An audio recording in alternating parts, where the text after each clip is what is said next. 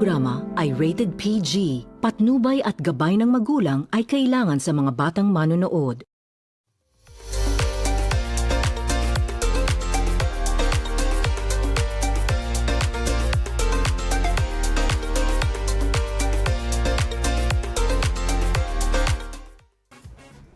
Good evening, Philippines, and welcome to Jazz Girls. I'm your host, Jazel Velarde, and every Thursday we celebrate women who redefine what it means to have it all. Tonight's guest is a true force of nature, a corporate executive, TV host, university professor, and even a farmer. She has tripled revenues for airlines and led financial institutions, all while raising 5 children as a solo mother. Please welcome the 2026 Gawad Filipino Babae Ka Awardee, Mia Martinez Mancio. Welcome to the show, Mia. Hi, welcome to the show. Thank you, Miss Jazel. Yes. Thank you. Thank you for coming here. Yes. Ay, galing ka pang Laguna, right? Yes. Oo, diba? So, Salamat. Thank you. Salamat for coming here. Thank And you. Wait, My pleasure. you know, Mia, your life story kasi is a masterclass in transformation. From the boardrooms of Melbourne to the halls of Benilde, you've built a legacy of resilience. Let's talk about the journey, no? Okay. You've been described as a leader defined by transformation. When you walk into a struggling company, what is the first thing you look to transform? Okay. When I joined the company, I didn't know naman it was struggling, because when you join, it's like all nice and they offer you nice things. But when I joined the company, suddenly I checked the financials of the company, because my role is really sales, marketing, laging ganon on that field. Okay. So it's always revenue driven. So when I look at the financials of the company, that's where I started thinking, what can I do? Okay? After that, I check also the manpower, because it has to be complementing with each other. So I don't just dive into the organization. I Yes. study it very well, and I try to apply the expertise I got from my previous jobs. Syempre yung experience that natutunan mo dun sa mga previous companies, yun eh. So I study it carefully, and I listen to people. It's not always about me. It's like not always about me trying to solve the whole problem. Yes. It has to be a group effort. Yes. I should listen to everyone. Yes. So at least if I started joining them, I know where to put my expertise, and it's a group effort. So I try to listen to everybody, and then from there, let's talk about business. Let's talk about how can we grow the company. Okay, So, so the way I see it, your expertise is really from bringing more sales into the company. Yes, it's always about the numbers, revenue. Okay. Yes. So you are an alumna of both De La Salle, College of St. Benilde, and Victoria University in Melbourne. Yes. How did that international education prepare you for the Philippine corporate landscape? Was it difficult? Yes, a little bit, especially like a provinciana like me. You know, I grew up in the province. It's totally a different upbringing, but it's a challenge and it's an opportunity. So, every opportunity that I have, especially from Laguna to La Salle, parang wow, medyo na-overwhelmed din ako. Laguna, it's not naman that province. Yeah, but province, hindi naman, di ba? I'm from Santa Cruz, so medyo ibang... It's more of the medyo remote area. Hindi naman, Not ma'am, naman. but iba pa rin yung definition ng bayan ng Santa Cruz. Though it's the capital, but medyo ano pa kami doon, conservative compare sa, medyo malapit sa Metro Manila. So, all these opportunities that I have from La Salle to Melbourne, I just take this always like an opportunity and a lesson. Because during the time, I mostly work with foreign nationals. Yes. And that really helped me a lot, because I'm more open, I understand different cultures, you respect different cultures, and that opened a lot of doors for me. So, in the corporate world kasi, most of the companies that I work with, I work with foreign nationals. So, it's totally different. you have to, if you are sanay with Filipino way of working and culture, it's okay. Yes. But sometimes to work with the French, with the German, with the Italian, with the Chinese people, with the Koreans, it's totally different. Yeah. So you really have to apply this sense of dapat naiintindihan mo yung kultura nila, so you know how to do business with this nationalities. I can only just imagine how difficult it is for you to adapt kasi different nationality, different perception, different Yes. perspective. Diba? Yes. Was it really difficult for you? Iba-iba yun. I mean, Chinese is very different from, Asian is very different from Western. Diba? Yes. Hindi ka nahirapan doon at some point? I'm actually just very lucky, Jazel, because during my early career, no, I had an opportunity to travel. So when I meet these people, it's not okay. I met Koreans in the Philippines or Chinese. It's not like that. So I go abroad. So I go to Korea, to Japan, to Thailand, and to China, and then I go also Germany, Italy. So parang it's different when they're here. But if you are there, you try to meet these people, to talk to these people, have an experience with their culture, eat their special food in the area, it will give you a big lesson. So totally mag-iiba yung pananaw mo na mas buo, diba? Yeah. Tripling airline revenue is no small feat, diba, Mia? Yes. What is the Mia mantra touch when it comes to financial growth? Okay, yeah, that's a very challenging moment when I was Alam mo, a in lot of aviation. businessmen are actually interested about this topic kasi mahirap talaga mag-grow ng negosyo. Whether malaki yung negosyo or maliit yung negosyo, mahirap yan, diba? Yes, that's very true. And based on my experience, no, kasi Jazel, I was in this airline. It was Southeast Asian Airlines and Skyjet Airlines, and during that time, I also became a consultant for a new airline company, AirTrav. Okay. Before kasi, these are special flights. Meaning, these are we fly to destinations na mga resort destinations in the Philippines. They fly to mga areas with short runways. So, this is mostly concentrating on tourism destinations. We're not competing with the big airline carriers. So, name it, El Nido, Busuanga, Coron, we have Batanes, Siargao. I'm very proud to say that I was like part of the development of these destinations. We really push hard.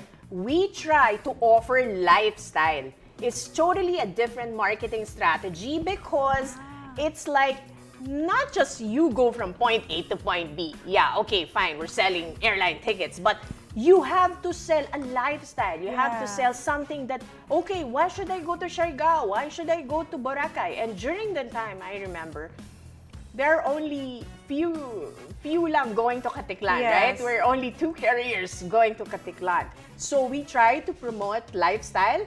And I remember we changed the strategy of marketing. Like, we try to invite artistas, models, and then we tie up with big companies to do their events in Boracay.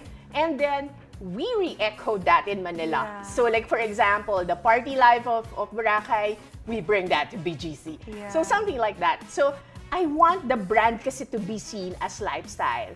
And you know, like, okay, I'm proud to say that I'm flying to these airlines. So that's what I try to put in together. So I'm actually very happy kasi nag-click siya. And during the time when we were doing it, I'm very proud to say that from medyo red numbers, nakita ko talaga na nag-triple yung revenue ng airline company. You're selling lifestyle. Yes, that's what I try to conceptualize when I joined the company, and then nagawa namin, and then nag-translate into numbers. So I can say that the gimmick or the marketing strategy is really very effective. Kasi mag-translate sa numbers eh. Diba? And most of the time kasi people will actually buy how they feel, what they feel rather than dahil mura. It's not like that, diba? Yes, yes. It's mostly, eto kasi, this makes me feel beautiful. Yes. This makes me feel, elite. This makes me feel like a socialite. Yes. Diba? Ang galing Yes, nun, ha? yes, yes. You have managed hundreds of employees across the country. How do you maintain a servant leader heart when dealing with such high stakes? Okay, I always do inclusive leadership. Okay. I don't just command people what to do. Yes, that's very important talaga. No. When I join any organization, I try to listen to my people first. Okay? I need to know what is happening. I need to know what was their experience in the past. I always listen. From that part, I already know what to do. As I mentioned kanina, with all the experiences that you have, with all the people na nakilala mo sa iba-ibang kultura, iba-ibang kumpanya, then you can apply the leadership that you want to the team. So, I always listen. And I try to let them know that I understand exactly what they feel. Kasi minsan, when you hear these people, doon mo malalaman na may mali pala. Baka pwede nating itama during my leadership. And that's what I'm trying to do, Jazel. Madali kasing gumawa ng mga plano if you really know where you're coming from, anong naging problema para gagawa tayo ng solution, plan A, plan B, plan C. Diba? So, mas madali kasing magpasunod ng tao kung alam mo yung totoong problema, saka tayo gagawa ng solusyon, and then let's do this. Let's go one direction. Let's achieve these numbers that we really need to achieve for the company. How about as a professor at the University of Makati, what is the most common misconception young leaders have about success? May napansin lang kasi ako with The generation now. this generation, no? But I respect them naman kasi iba talaga yung kinalakihan nila. But I felt kasi na feeling nila mas mabilis yung pag-angat ng buhay ngayon. Kasi maging influencer ka, maging vlogger ka, which is nakikita naman natin na talagang malaki yung kita nila. Yes. Pero minsan, ang sad lang, alam mo naman sa industriya din na gano'n, dadating yung time na sikat ka, tapos bigla ka rin mawawala. Kumbaga, may mga short-term, long-term effect siya, no? Yeah. But minsan kasi yung skills talaga ng management, yung mga ganyan, yung mas malalim ba na kailangan nila, parang hindi nila nagagawa. Parang nagmamabilis sila to be there. Parang yung pasensya nawawala sa generation ngayon. That's how I observe them. Tsaka I noticed in the generation now, no? Based on my personal experience, back in the day, like when yung mga yung mga bata before, pag may-ari ng ganito, certain corporation, uy, pa-picture tayo, may-ari ng Ayala or may-ari ng ganito. Di ba we're like that? Yes, Pa-picture yes. tayo. Ngayon, nowadays, I notice when you tell somebody like the kabataan today, when you tell them, may-ari ng ganyan yan, and they'll just look, oh, okay. Parang dead man na sila. They're not really like na, oh, wow, ganyan pa-picture. Parang before kasi, napansin ko, parang, we admire those who are really like, and on top of like, diba? Even the presidents, CEOs, lahat yan gusto natin, diba? Ngayon hindi na, it's a different thing na, no? Very different. Actually, Jazel, may ganyang experience ako sa anak ko. Okay. 'Cause she's 20, Okay. 24 now. And I was like, okay, I'll not mention the name, but, anak niya na to. Ma, so okay. So, yeah, I got that. Diba? I got that reaction. Diba? So, yes. Parang sila, okay. So Yeah. what? Parang ganun sila, True, diba? true, Okay, o sige. Well, anyway, Mia, you've worked in airlines, hotels, and financial institutions. Is there a universal language of leadership that applies to all of them? Jazel, yes. For me, at least for me. Because I'm very flexible, Jazel. Anyway, sales and marketing talaga yung linya ko. So whatever product you throw to me, it's actually the same formula. But of course, you have to understand what kind of market you're trying to sell the product or to offer the product that you have. But it's the same formula. But, ang prinsipyo ko kasi, Jazel, hindi ko to binibitawan and always ito yung tinitindigan ko. I always work with my people closely. I always attribute the success hindi sa akin. Kami. I always include my people. So, lahat ng magagandang nangyari sa akin with my previous companies, lahat ng mga achievement na nakuha natin, Jazel, hindi to akin lang. It's always about me and my people working closely together for achieving a certain goal. So, I always involve them. I always want to make sure na magiging magaling sila on the field that they are doing. So, I want them also, Jazel, to remember me. Yeah. Like, okay, I want to leave legacy to the people that I'm working with. And ito yung natutunan ko kay ma'am, like that. And I appreciate that. Yung kahit hindi na kayo magkita ng ilang dekada, they will still remember you. So, I'm more into that. So, I always wanted my people to grow. Hindi ako nagde-demand sa kanila ng ganito, ng ganyan, but I want it to come out naturally. Kasi pag ginawa mo yon and you develop them, hindi ka mahihirapang sabihin sa kanila kung ano talaga yung goal mo at gusto mong mangyari for the company. Yeah, I agree. Yes. Actually, masarap din sumunod sa boss or sa leader, you know, if personally, not feeling nila respected sila. And also, I also do it and show it to them. Like, I don't just tell them what to do. So, if we are talking about sales and marketing, I always show them how I do it. So, what do you think? I even ask them, what do you think? And then suddenly, they will also replicate that. And then, you know, they get the business.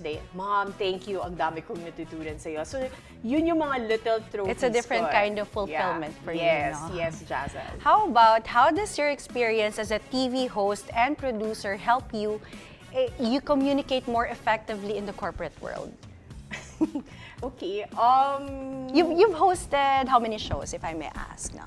I had like one show lang naman, Yeah. but it's like 2 season. Umabot Okay. ako ng 2 season.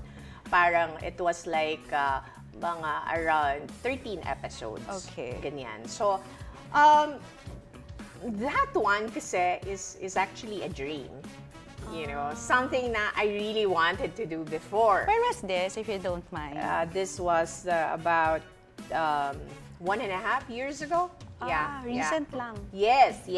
So, the idea really is to show that there is always a good side naman in the government. So, Okay. I just want to use my voice bilang babae. I want to use the show also to show the world that there are some leaders in the Philippines, like mayors, congressmen, senator, that have this best practices in the government na talagang tunay yung serbisyong binibigay nila sa tao. So, it was more on advocacy. I love talking to people. And it was just like a fulfillment of my dream that at least man lang sa parte na to, makatulong But why din ako. did you stop? Yeah. Conflict sa schedule? Yes, and also, But it's your dream eh. If it's your dream, gagawan mo ng way yan, di ba? Nagawa ko na. So that's I'm it. already like Okay. fulfilled. So at least once in my life, I was on TV, I did the talk show, so I'm very happy, and I was able to get some awards also, Oh, yeah, kahit short period of nice. time lang. So I'm already fulfilled. That's me. Sometimes there are dreams na gusto ko talaga. So parang that time, it's your season of becoming a new TV host. Parang gano'n. Yes. And now it's not your season. Feeling mo it's not your season kasi you stopped na eh. Oh. Pwede mo naman ituloy, di ba? I'm here right now with you. Yes! Yan Yes. naman, no? Anyway, Mia, you recently received the Social Civic Leadership Excellence Award. Why is it important for corporate leaders to remain grounded in community service? Okay. My corporate background, Jazel, is totally different. Because when I work, I work. But in terms of social civic activities, this is me, okay? Yes. I still want to help people if I can. Jazel, I'm really not that rich that you're thinking why I'm doing that, no? It's not like philanthropist level, not like that naman. But ako kasi naniniwala ako, Jazel, na pag binigyan tayo ng pagkakataon, mga konting blessings, might as well share it to other people. Hindi naman sa malaki or sa maliit yun eh. It's really like what's coming inside your heart, And diba? tsaka it's nice din to share your blessings. Yes, and then... Money has to move. You're in sales. The more movement of money, the more it will come back. Diba? Oh, yeah. And then, bata pa ako, I have that already. So may mga certain advocacies ako na ginagawa for women, for children. Nice. Jazel, even for tricycle drivers, sometimes, like I'm their advisor because they need some legal, I'm not a lawyer, but they ask me for legal advice on certain things. I hook them up with some government agencies as well. So kung kaya ko pong tumutulong po ako sa paraan na kakayanin ko. Oo. So, ang galing mo naman. It's just para kasing it's my way of Pero giving back. Why young pa? Why? Is it because your parents were like that? Did you see it to them? Or it's just that you felt like you have the need to, as somebody na nakakaangat-angat sa buhay, kailangan mong tumulong and give back? Hindi eh. What? Is it really innate in you? How will I say? Jazel, kasi 10 years old pa lang ako, nangangalap na ako ng mga bata sa bahay, sa kapitbahay namin. Nag-teacher-teacheran ako, mga 10 years old. Tapos, after that, I give them pandesal. Really? So, I don't know, I was just grade 3 that time. And parang sa akin, I feel na, normal lang siya. And then also, Jazel, parang, napapansin ko lang na parang marami rin talagang nangangailangan ng help. Kung kaya natin, tumulong tayo. Because I'm also a community leader. So might as well use your voice. Kaya mo makipag-usap sa tao eh. And besides, alam mo, iba rin yung minsan nakaka-help din tayo sa ibang tao. Kasi alam mo yan, bumabalik din naman sa atin yan. So, ang gaan sa pakiramdam. Kung kaya mo naman po, why not, diba? So, yun. Of all the roles you've played, executive, professor, host, which one challenged your resilience the most? Okay, which one?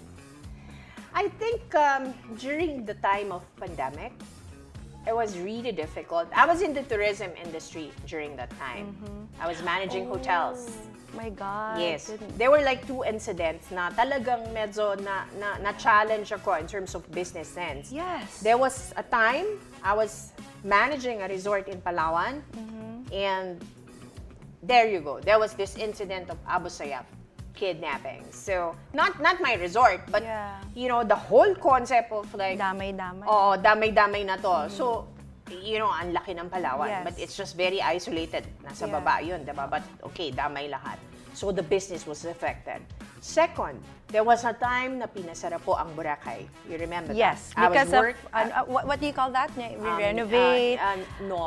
There was a cleanup of So it was really difficult because that time I was also managing a hotel. Unfortunately, I was managing a hotel in Boracay, and then that happened. It was difficult. And last one is I'm managing a hotel again in Palawan, and COVID happened. But this is the time that it is not always just about money and business. Okay? We still continue to work. Yes. Well, in Palawan, the Abu Sayyaf story was like, okay, wala na tayong magagawa doon. Security issue yun. But slowly, hindi namin yun binitawan. We still continue the business, and nakuha namin yung dapat naming magkuha at the end. I did not give up to the challenge. What year was this?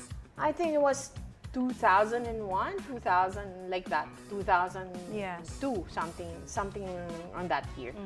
And then what happened to Boracay? But then, I told you that we did not stop. I even tried to help the people of Boracay together with all the hoteliers. Nagtayo kami ng group, we call it One Boracay. Okay. All we do is to try to help. Kami, nawalan kami ng trabaho, ha? But remember, mas maraming kawawang nawalan ng trabaho sa Boracay. Yung mga naghihena, ng mga Halos hair, lahat ganyan. Wala talagang negosyo. Zero. Yeah. So what we did, pasukan and everything, we gather everyone. You remember, I told you, we have friends na mga artistas and models during my airline days. We sell t-shirts, we sell, tas yung mga proceeds noon, pinamodel namin yung mga artista na friends namin. And then, binigay po natin na tulong sa mga taga-Boracay during that time. Nice. So, we send food, we send school supplies, ginawa po namin yon. So, kahit mahirap, nagtulungan kami. Even the same during the pandemic in Coron. I was managing a hotel in Culion. Business sense, yes, we're almost dead, but hindi kami nag-give up. We were still able to naging mas madeskarte ako noon, Jazel, because there's a way naman.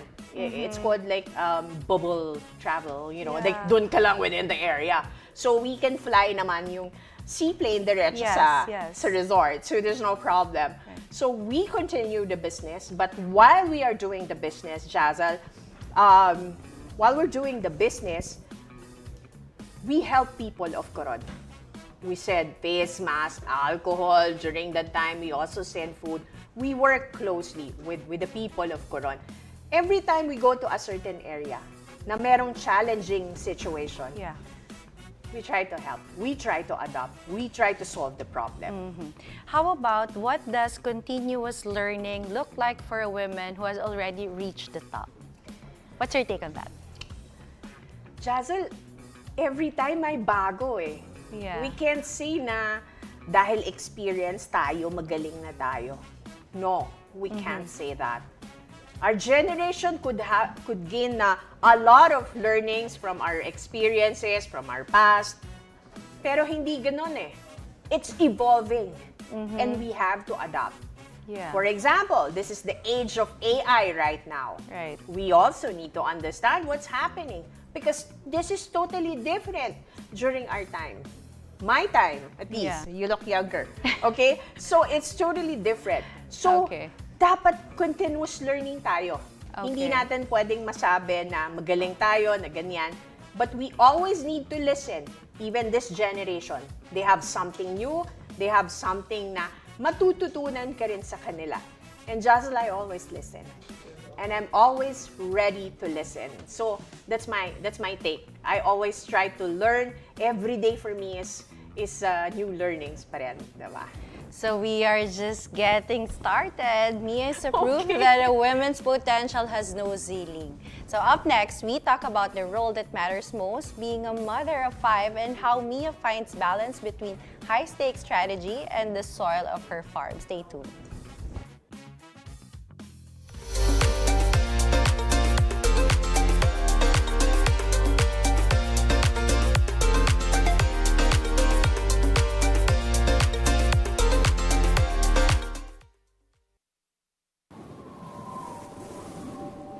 We want Dubai to be number 1. That's the vision. Back then, it seemed like a desert dream. But we had brothers who believed that our desert is a land of endless opportunities, who believe nothing is impossible to a willing heart. The Filipinos. And so they came, the best and the brightest, with the will and the skill to build the biggest and the tallest.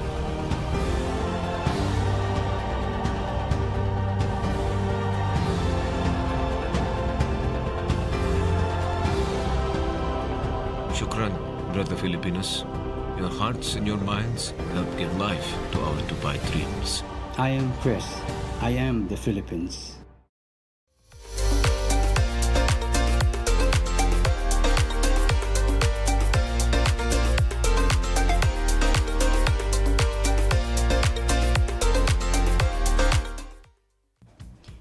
Welcome back to Jazz Girls. I'm still here with Mia Martinez. Mia, we know you as a powerhouse executive, but you're also a solo mother of 5. That is a job that never sleeps, diba? Mother of 5. You don't look like a mother of 5, by the way, no.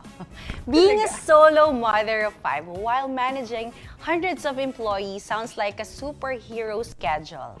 How do you practically manage your time? I'm used to multitasking, and I'm always ready for that. But wait, before you answer that, Okay. yung gap ba ng kids mo, is it magkakalapit?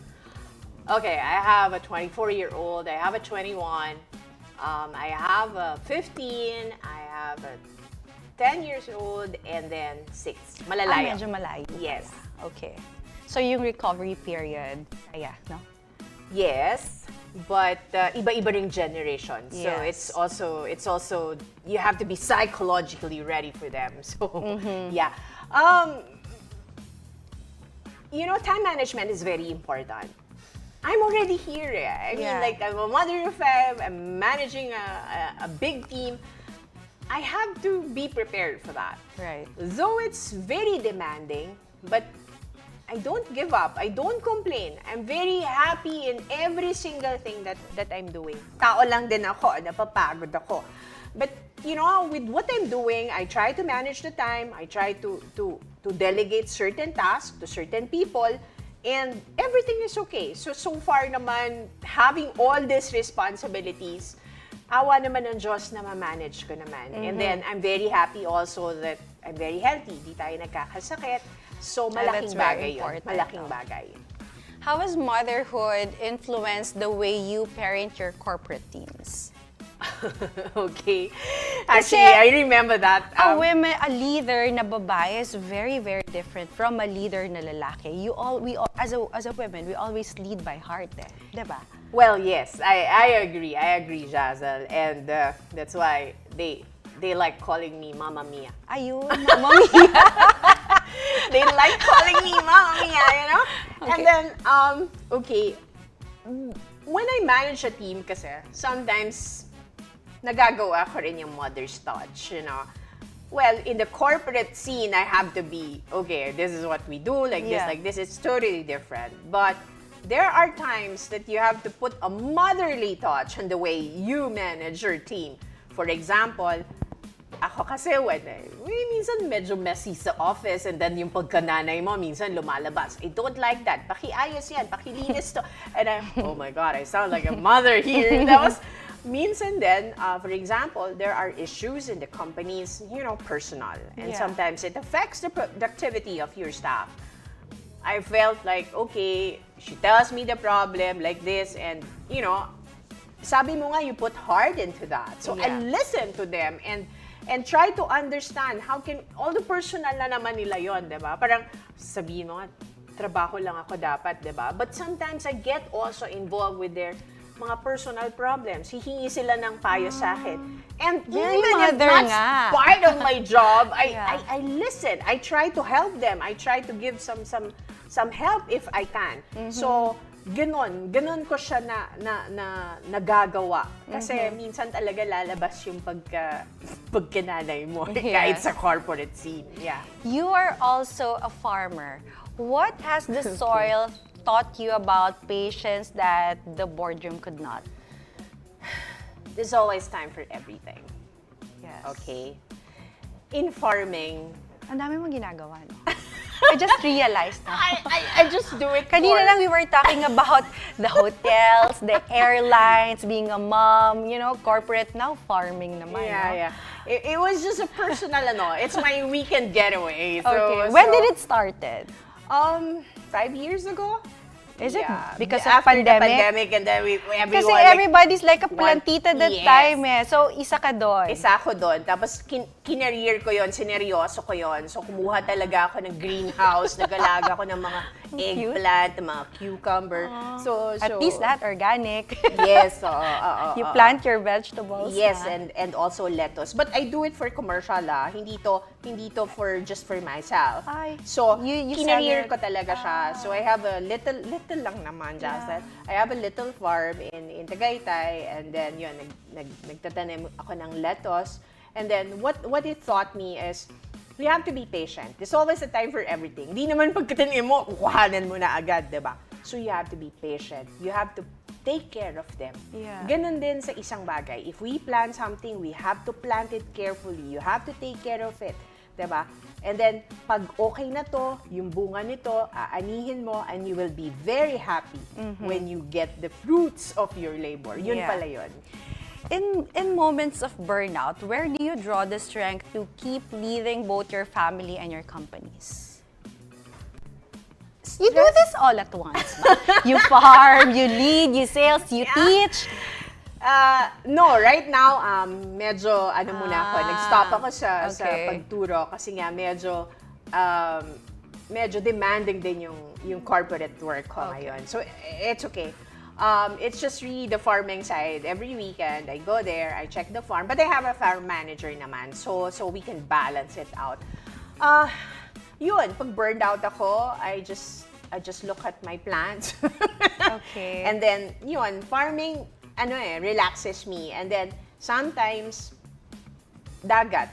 You know, like... Do you go to the gym? Wala ka ng time? No, wala hindi akong ganon. hindi. If I exercise, kasi I want to do it as part of my usual task, like maglilinis ako ng bahay. Pwede. Or I don't know, magdidilig ako ng halaman, magbuhat ako ng timba. So I just want my physical activity related to like mga kapaki-pakinabang. Kasi Jazel, I cannot really stay in the gym for 1 hour. Like, okay, I cannot. Wala akong patience sa ganon.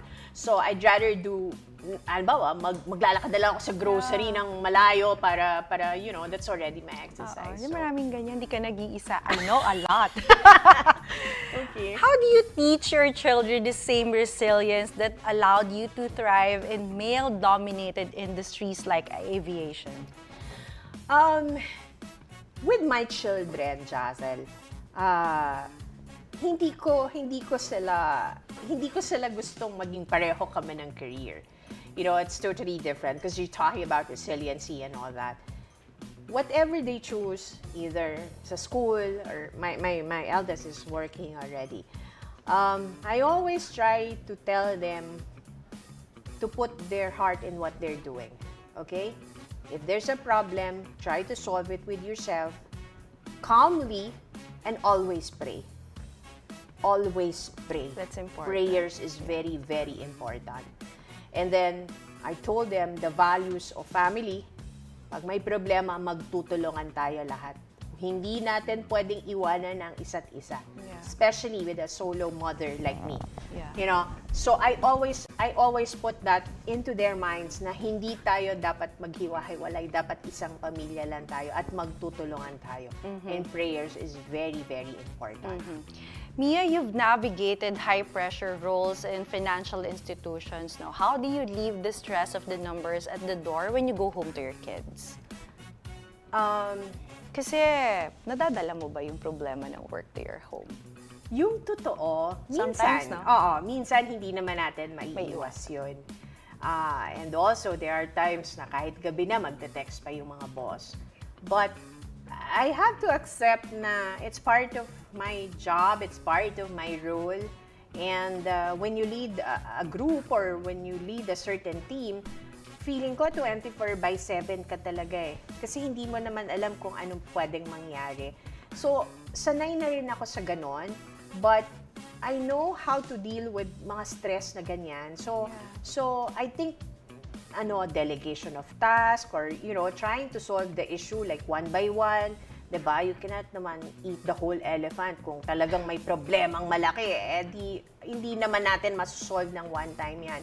So, I always try to balance things out. Kasi hindi naman natin lahat mareresolve yan. But of course, kung kaya ko, at pinipilit ko naman, Jazel, na yung time ko sa mga anak ko, para na yun sa mga anak ko. So, pero kung minsan kinailangan na kausapin ng boss or may nang ganyan, I still answer. Anytime pwede naman. Even with my staff, kung may problema sila, I'm always open. How about your advice naman to solo parents who feel they have to choose between a career and their family? Okay, advice. Hirap. Advice. Jazel, wala kasi kaming choice. Okay, especially sa kagaya namin ng mga solo parent. We have to balance being a nanay and being a tatay at the same time. And then, to earn. Yeah. Kasi we need to send them to school, we need to Yes. feed them. Let's just be strong, okay? Let's help each other, like women like us, na pakita natin na laging merong pag-asa. Pakita natin na laging may opportunities na pwede para sa atin kahit mag-isa lang tayong nagtataguyod ng mga anak natin. And sa ngayon kasi talagang para sa akin wala kang choice eh. But your choice na pagandahin yung buhay mo, pagandahin yung buhay ng mga anak mo, nasa sa kamay mo yon. And how you balance your time between your career and your kids, that's also another thing. Yeah. But we have the power to do what we want to do. So, that's it. Does your work as a farmer influence the way you look at sustainability and the future of the Philippines? Alam mo yung totoo, Jazel, ba't ako nag-farming? Yes. I really believe that yung pagkain sa hapagkainan ng bawat Pilipino is mahalaga. And I want to contribute on that in my own little way. This is not just about business. I know that in my own little way, I can also help in the food sustainability program ng mga Pilipino kahit papano. Kasi ayokong isipin, pero I really think na sa padami ng tao sa mundo, baka kulangin ng pagkain.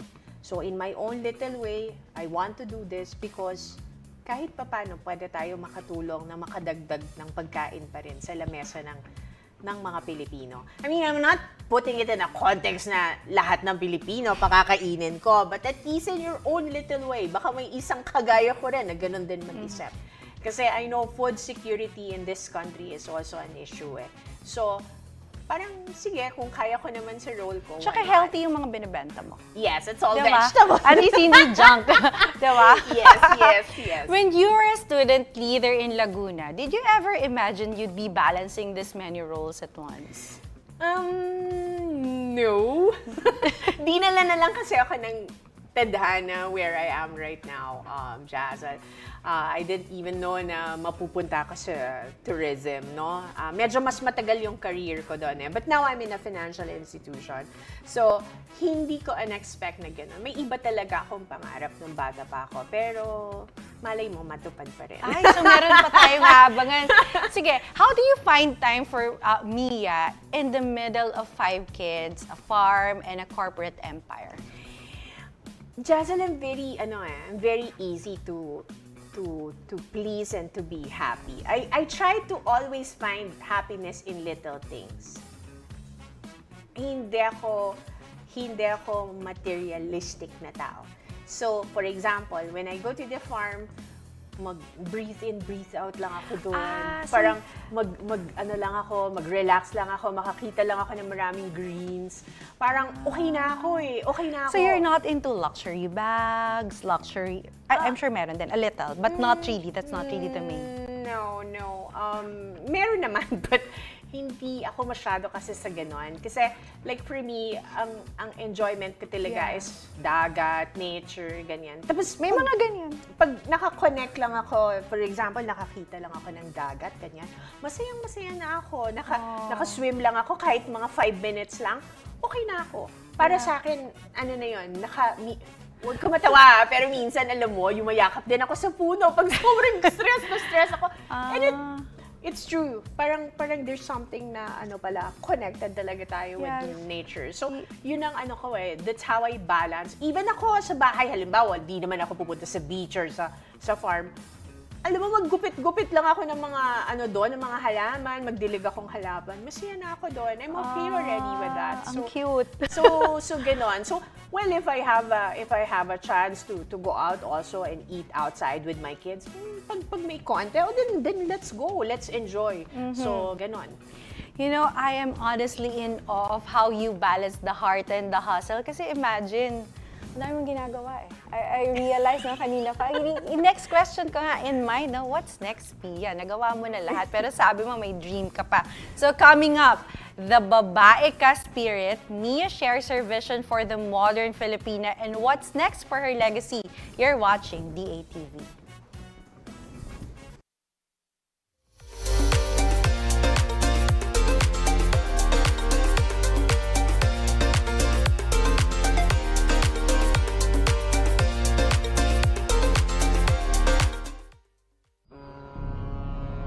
This is not a cruise ship. Nobody gets pampered.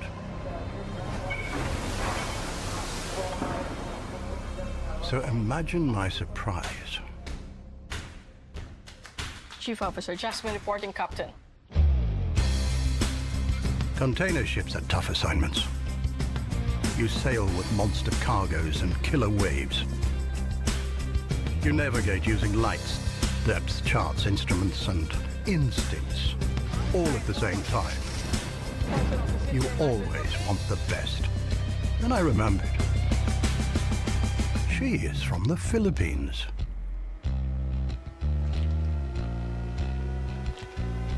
You did a great job, Jasmine. Captain Jasmine.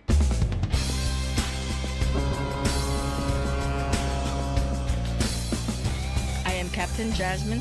I am the Philippines.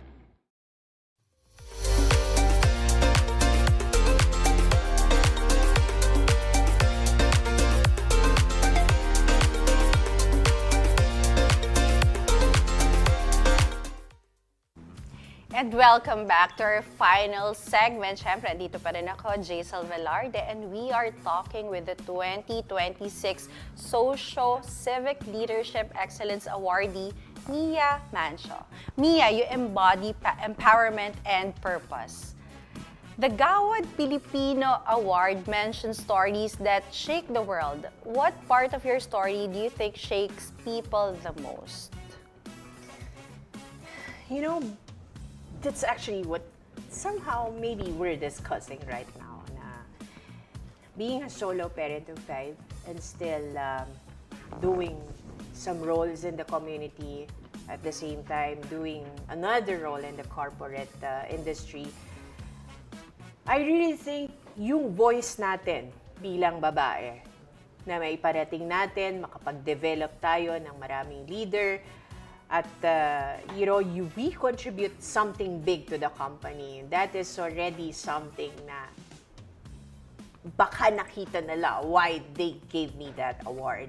Because I'll make sure na bilang babae, I want to be heard. I want to be na makita nila anong pwede at kakayahan nating mga babae na magpatakbo ng isang kumpanya, na makatulong sa community, na maging isang nanay kahit mahirap, nanay na tatay, this kind of role is something na I really think kahit di ka naman makakuha ng award, gagawin at gagawin pa rin natin yun, diba? As a leader in the digital marketing space with Hanggang Digital, how can women use technology to amplify their unheard stories?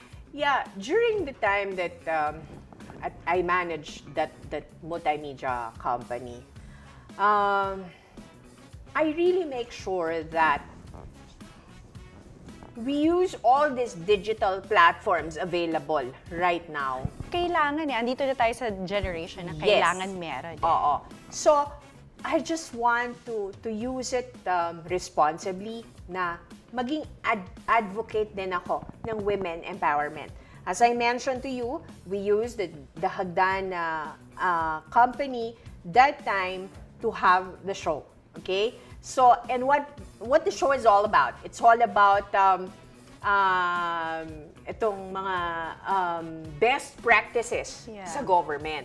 So, ang gusto namin ipakita sa mga tao na may mga government agencies na totoong tumutulong sa mga Pilipino. And I want to use that platform. I want to use all these available digital options available in the market na may maganda pa rin. Alam mo yon, minsan kasi di ba laging bad news na lang yung naririnig natin sa TV. Yes. So, parang my advocacy that time is at least magbigay naman tayo ng good news. So, kasi lagi na lang negative news yung naririnig natin. So, that was really the purpose of doing that. And I said that, okay, being a leader in this industry, I'll do that because I always want to show the goodness side of the people. You've seen the tourism industry from the inside at Club Paradise and Sunlight Resorts. How can we make tourism more empowering for local women? Okay, that was before. That was that was during the time na I'm managing hotels. You know what? I actually empower women. You wouldn't believe this. Most of my managers were like women. And during that time, I really try to develop them by giving them trainings and all that stuff. And then also I have some activities for women in the company. So, for example, meron kaming mga grupo ng kababaihan na mga local in the area. They want to do mga weaving, parang ganyan. So, we try to invite them to go to the resort and then parang at least binibigyan din namin sila ng highlight ng kabuhayan. And we really want to make sure na parang alam mo yun, kumita sila ng konti and then para makahelp din sa family nila. Or yung mga beads na ginagawa nila, ibebenta namin doon sa shop para at least ito yung mga ginagawa nila. For example, there are some ladies, yung asosasyon ba ng mga kababaihan, they create mga sabon out of gumamela, yung mga ganyan, and we help them. Okay. We support them. What is this one value you refuse to compromise on, no matter how high the stakes are in a negotiation? Okay. Integrity. So, hindi mahirap kasi yun mawala eh. So, when you do business, Especially nowadays. yes, that's very true. In doing business, you have to be very straightforward, and I don't really want to get involved in mga, alam mo yun, yung mga ganon na mapapahama ka. Kasi sabi ko nga, mag-isa lang ako, diba? Pag nagkaroon pa ako ng problema, hindi ko na alam. So, hindi ako pumapasok sa mga ganong kompromiso or kahit sabihin mo na malaki pa yung magigain mo. Bas, para sa akin, kasi okay na ako ng ganito, simple lang. So, integrity is very important for me. So, kahit simple lang, basta makakatulog tayo ng maayos, wala tayong inargabyadong tao, okay na ako. You've been a Virtus awardee for leadership. How do you mentor other women to become virtuous leaders? Ako? How do I mentor? Actually, Do you mentor ba? Or no siguro eh. na lang, hindi naman mentor. nai-inspire na lang sila yes, sa'yo, oo. no? Siguro in-influence lang din Yeah. sila. Ako naman kasi, especially, di ba, I mentioned to you, I'm also teaching in university before. I walk the talk. You know, like, lahat ng tinuturo ko sana is all based on experience ng ganyan. So ako, I always want them to be themselves, di ba? I always teach them, try to get what makes you happy. Yeah. At the end of the day, it's all about you and yourself. Minsan, pag may problema tayo, wala namang ibang tutulong sa atin din eh. So, you have to make sure you are a strong woman, you know what to do, and always make sure that at the end of the day, this decision that you will do will make you happy. If you could create a curriculum for life for your students at DLSU, College of St. Benilde, what would be the first chapter be? Kaso lang hindi ka na nagtuturo, diba? Yes, nag-ano na ako ngayon. Oo. Naka-leave ako sa Yeah, sa but in teaching. case, no, how about, kung halimbawa ngayon, in case professor ka pa rin ngayon, what would that be? Curriculum talaga? Yeah. Paano ba yun? Okay, kung gagawa ako ng curriculum, it's focus on life curriculum to, diba? Hindi naman to academic curriculum. So, focus on what will make you happy. Okay? Yes. Life is too short. I tell you. That's my experience, Jazel. I really thought I'm going to die from COVID. That was one of the most challenging part of my life. And then suddenly, I realized, pag namatay ka, wala ka na palang magagawa, diba? History ka na lang sa mundo. Pag-uusapan ka na lang nila, na namimiss ka nila and all that. But Isa ka na lang palang kwento. there was a realization when I almost died in COVID during that time. So, sa akin, after that, do whatever makes you happy. Because we really don't know our time. You know, just make sure na nagagawa lang natin yung mga dapat nating gawin sa araw-araw. Sa pamilya natin, sa magulang natin, sa mga kaibigan natin. Because you'll never know. Yeah. So ako talaga, go get it. What makes you happy? I agree with that. Kasi kahit ako kapag masaya ako, I'll do it. Yes. If I'm not happy anymore, if not giving me any fulfillment, I'll leave. Yes.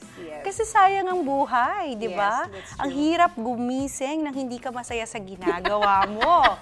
True. Di ba? How has your definition of power changed from when you were a young graduate to being a COO and managing director? Yeah. When I graduated from college, hindi ko naman talaga alam yung magiging takbo ng career ko, Jazel, but I have this vision kasi of myself na I really wanted to be, like a big boss or, like a businesswoman. So you mean when you were younger, yan talaga ni-envision mo to yourself? No. No naman. No naman. Huwag ka matawa. I want to be a governor before. That's actually what I'm envisioning for myself. Okay. But maybe hindi binigay ni Lord. But my greatest dream talaga is to become a governor of my hometown. Yeah. If you will see my... But did you run for like yung mga captain, di ba? You have to start from there. Yes, You did? I tried. Yeah, I tried okay. running. But unfortunately, hindi talaga yan binigay sa akin. City So, councilor? Yes. In my hometown. Okay. But hindi tayo nabigyan ng chance. So, I said, baka may iba talagang plano para sa akin. So, ako naman kasi, kung ano yung ibigay sa akin, Jazel, or ano man yung ma-achieve ko, I always wanna make sure I'm the best in what I'm doing. Yeah. I always wanted to leave a legacy in all the companies that I'm joining. So, gusto ko maalala nila ako na, okay, ito yung may pinaka-magandang program, or medyo parang yung bida-bida sa school ba? Hindi, joke lang. So, I always wanted to leave legacy in the companies that I joined. So, parang hindi ko rin kasi kaya yung mga half-baked na kind of trabaho. Yeah. Kung ibibigay mo yung best mo, ibigay mo na lahat, 'di ba? Kasi hindi ako pwede sa mga lang yung so-so lang na trabaho talaga. Kasi medyo pag binigay mo sa akin yan, I'll make sure lalago yan, magiging successful yan. At hindi ako basta-basta bumibitaw hanggat hindi ko nakukuha yung gusto ko for the company. What is the biggest game changer move you've ever made in your career? Running for the government? Not really, because I love talking to people. So, parang natural lang naman sa akin yan, Jazel. So, because I really wanted to help. And even wala ko sa politika, natulong naman po tayo. But the biggest challenge really is my new career right now, Jazel. Kasi this is totally different. This is not in tourism. I'm in a financial institution. So, currently, I am now with PSS LAI. It's a savings and loan association created for police and firemen. Okay. So these are people in the uniform service, no? This is totally new to me kasi hindi naman ako galing sa isang financial institution. So inaral ko and everything, and I'm really very happy to say that nakakakita ko ng bright future, nakakakita ko ng magandang takbo ng company. And also, what I'm doing, I also try to be of service to those who serve and protect. Pero isn't it kasi like your industry before is very, Tourism. very different from now. Like before, you're selling lifestyle. Now, you cannot sell lifestyle to No. the policemen. Siyempre, lagot sila sa mga taxpayers, di ba? If that happens. Yes. No? Wasn't it difficult? It is a little bit difficult at first, but sabi ko nga, Jazel, when your heart is into sales, marketing, public service, pinaghalo-halo mo na lahat tong elements na natutunan mo from your previous career, magiging madali na siya. So, it's just a different product right now. It's just a different set of people also that you're trying to sell the products and services. Pero Jazel, it's the same formula. Okay? Sales, marketing, business, that's it. Revenue. Diba? So, ako kasi, focus also on how we serve these clientele. Siyempre, iba rin yung mga police at mga bombero. But, you know, this is a financial service. We try to help them. We try to empower them. Yeah. We try to teach them the value of money, the value of savings. And also, we are here also to help them fulfill their dreams. Their dream car, their dream houses. Yeah. So, and maybe... Mag-loan na lang kayo, sir, mga policeman. Kesa kung anong bad yung gawin nyo, mag-loan na lang kayo, diba? Yeah, because wala naman masama sa loan, diba? So, they can use that. Pwede silang mag-negosyo with that. So, you know, there's a sense of fulfillment with what I'm doing kasi nakakatulong tayo Nakakatulong tayo sa kanila. But, of course, we teach them how to use it properly, yung mga loans na kinukuha nila. Kasi, maganda rin na may financial management, ideas din sila. So, syempre, hindi naman tayo forever nasa serbisyo sila. So, mas maganda rin na kaagapay nila tayo dun sa part na yun. For the women watching on D8TV right now who feel unheard, what is your message to them about finding their purpose? We are all given a chance na pare-pareho lang sa mundo na to. May iba-iba tayong ganda, may iba-iba tayong talent, may iba-iba tayong level of education. Pero no one can stop you from doing what you want. Diba, Jazel? And whatever yung magaan sa puso mo at kaya mo, magsimula ka doon. Because one day, kung ano man yung mga iniisip mo, kung ano yung mga plano mo, kung alam mo saan ka magaling, start to work on that. Slowly, your life will get better. Wag lang tayo mag-give up and always put prayers in what you're doing. So, may chance para sa lahat. Lahat tayo naniniwala ko pantay-pantay. Okay? But, nasa sa'yo yon how you want na makilala ka, na marinig ka, huwag tayong matakot. So, lahat naman tayo, may oras, may panahon, nasa sayo yan eh. So, gawin mo lang yung gusto mo. Again, uulitin ko, do what makes you happy. Mia, you've done a lot, no? You've been into tourism, hotels, airlines, farming. What's next for you? You've been also a professor. Ang dami mo nang ginawa, honestly, di ba? Pag initignan ko nga eh, di ba? What's next? Ano pa bang dream mo? I really want to be in public service, Jazel. But siguro sa ngayon, sabi ko nga, I tried entering politics, diba? Pero hindi ako napagbigyan. So, baka rin kasi may dahilan. And I always pray for that na, Lord, give me ano yung para sa akin talaga.